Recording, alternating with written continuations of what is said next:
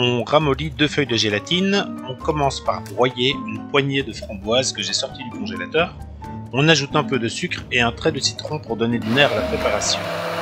Nous allons mixer et gélifier légèrement les framboises avec une pointe d'agar-agar.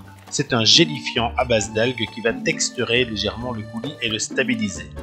Cette gélification nécessite impérativement une ébullition. Ce n'est pas suffisant de mettre le gélifiant, il faut aussi l'ébullition.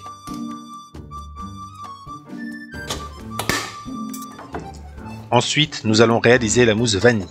Je récupère un quart de litre de crème anglaise et je fouette parallèlement un quart de litre de crème liquide à 30% de matière grasse dans une cuve rafraîchie au réfrigérateur. On fouette à 3 quarts, c'est-à-dire que la crème ne doit pas être trop ferme pour garder une consistance semi-liquide et qui nous permettra de la dresser soigneusement. Cette crème 3 quarts, on l'appelle également crème fleurette.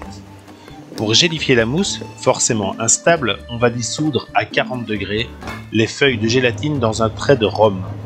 L'incorporation de la gélatine est le moment le plus délicat.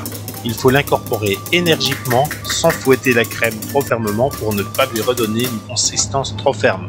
C'est un geste à acquérir. Dressez l'appareil dans les verrines et laissez gélifier pendant au moins 2 heures.